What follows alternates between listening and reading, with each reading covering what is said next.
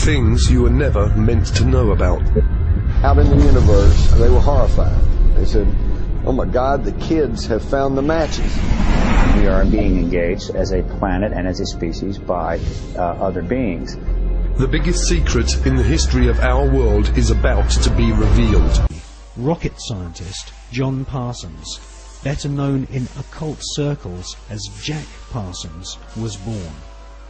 A brilliant rocket engineer, Parsons soon entered into correspondence with SS Nazi officer Werner von Braun, and by the age of 13 had begun summoning evil spirits and demons using magical rituals which Parsons had learnt from British occultist Aleister Crowley. Aleister Crowley styled himself as the Beast, and Jack Parsons referred to Aleister Crowley as his father.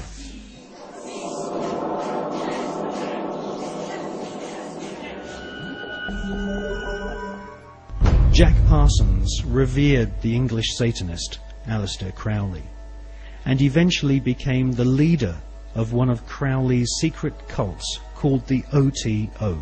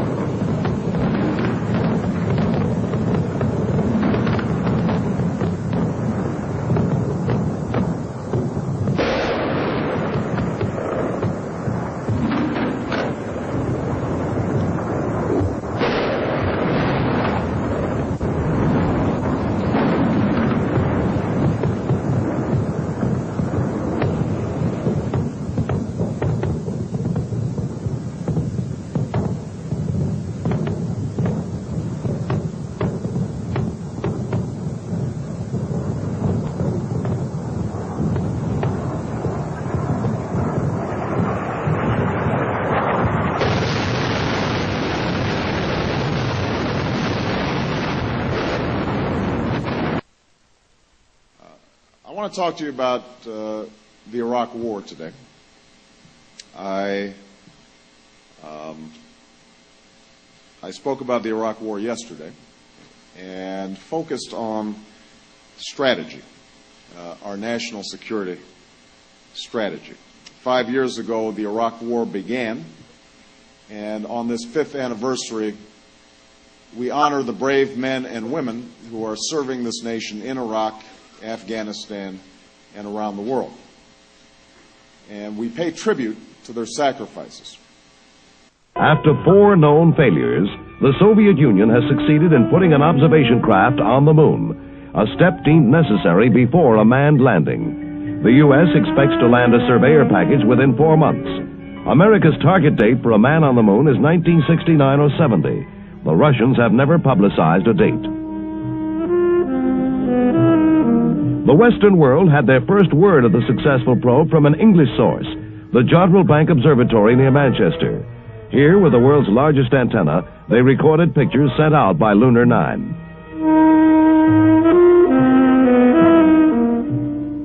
The Russians were curiously reluctant to release the moon pictures themselves, and it was 2 days later before the Russian people could see their own space feet.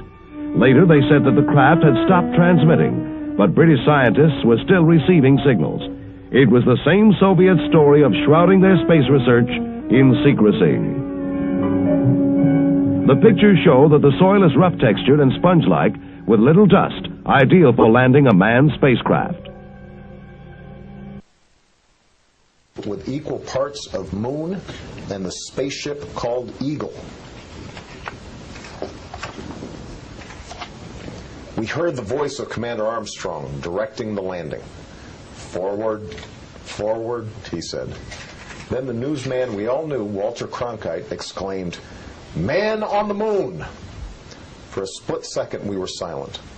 The whole universe must have been, as we waited to hear the voice of an astronaut 240,000 miles away. And then,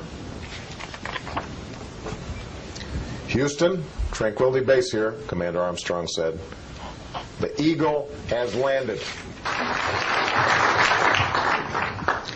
Good morning. My name is Carol Rosen. In 1974, after being a 6th grade school teacher, I was introduced to the late Dr. Wernher von Braun in the U.S., the father of rocketry. In my first meeting with him, during that first 3.5 hours, he said to me, "Carol, you will stop the weaponization of space."